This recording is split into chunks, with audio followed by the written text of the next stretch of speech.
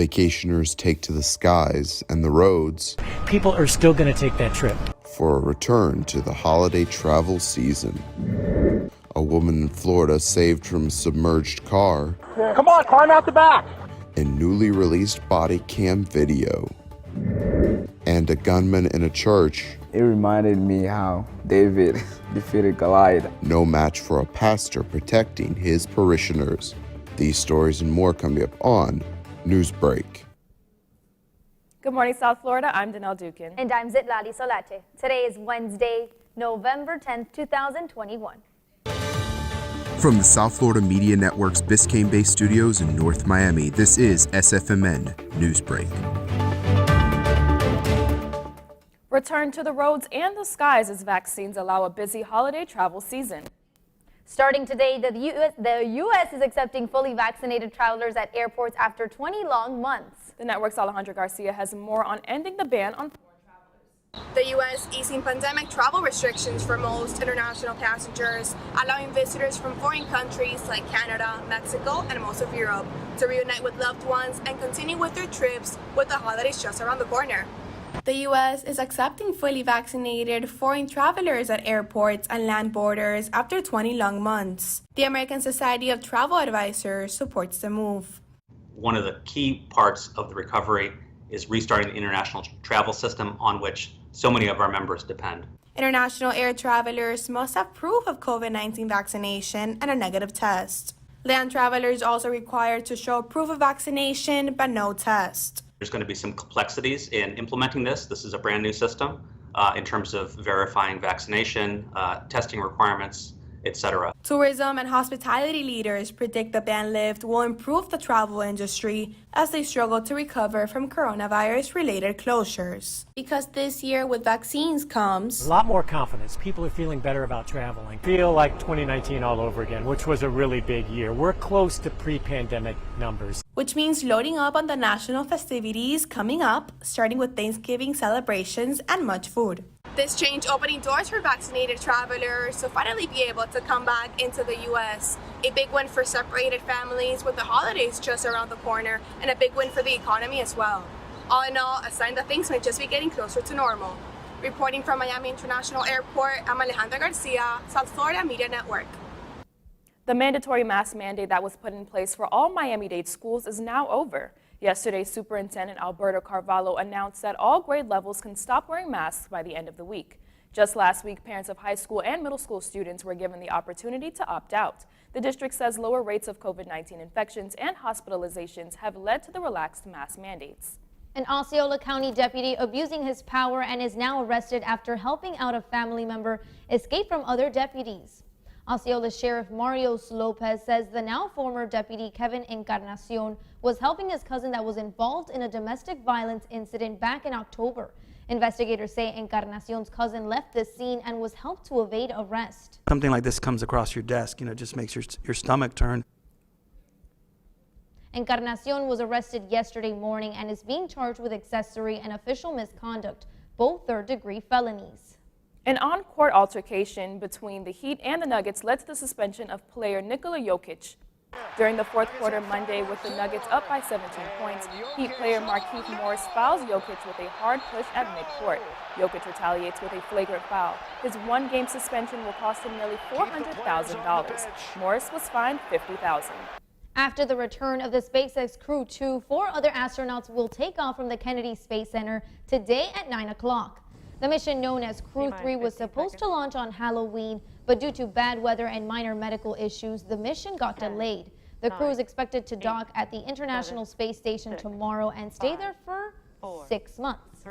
Some daunting moments were caught on camera after a woman driving crashed into a canal near Daytona Beach last Friday. Police officers from Port Orange have body camera footage showing the officers in the water attempting to rescue the trapped woman from the sinking car. After multiple attempts of breaking the rear passenger window, the officers were able to pull the woman to safety. Vegas is soon to be getting a little taste of South Florida. That's still ahead, and so is this story. I would say that was most of the same strength that God put into our pastor. A heroic display from a pastor quickly putting a stop to a gunman during a church ceremony. Newsbreak will be back in 2 minutes. See us dream. See us remember. See us protest. You matter. Your feelings matter. Your identity matters. Everything about who you are matters. See us fight back. See us rebuild. See us shatter stereotypes. See us inspire. See us united. See us now. COVID-19 has changed how we show up and show out with our family. Now it's time to take the first step that lets us get back to talking smack with a side of mac and cheese. Before we can safely come together, we need the facts.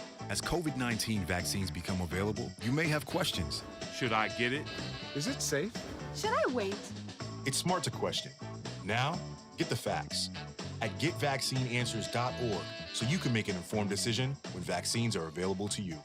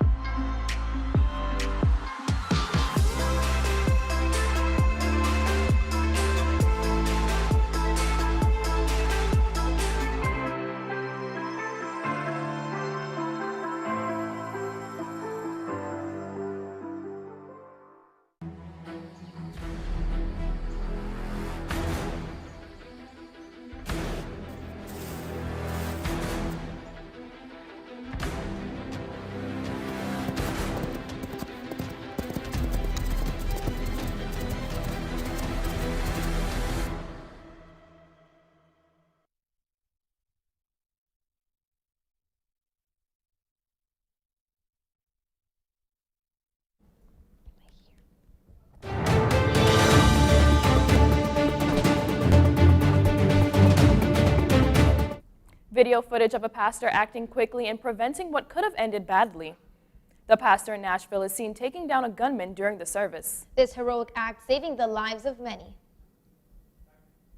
He walked quickly and went up to the altar while he pulled out his gun. Sunday service at Light Mission Pentecostal Church started on time and was running smoothly. But by the end, things turned scary. I came to a moment to where I was confused or didn't understand what just happened because it was my first time seeing it. And then he pointed the gun to us, and then I said to myself, we are already dead. Pastor Ezekiel Nikamana says he couldn't believe what was happening.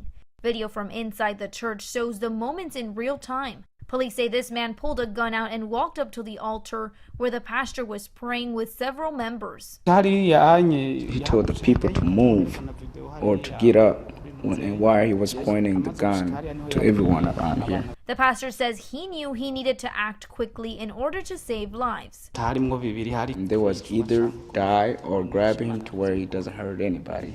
Church leaders say the gunman stayed for the entire service. It was towards the end when they say he got up and waved his gun. The pastor says he thanks God no one was hurt. I'm grateful, very grateful to God how he used us to where no one got hurt and he was able to protect us through that way. This isn't the first time church leaders say the 26-year-old suspect visited the church. They say the last time was February when he tried to preach the word of God during a service. Now church leaders will determine if they should hire security. Police identified the gunman as Desiree Baganda and said he faces more than a dozen felony charges. After countless setbacks, Fontainebleau Resorts is finally making strides in Las Vegas. The South Florida luxury resort company first began construction of its Las Vegas branch back in 2010. An economic recession, the pandemic, and ownership issues put it on hold indefinitely. Fontainebleau Miami Beach's sister building is currently slated to open its doors for guests by the end of 2023. That's all the time we have for Newsbreak. I'm Zitlali Solache. And I'm Danelle Duke. And get more news anytime at sfmn.fiu.edu.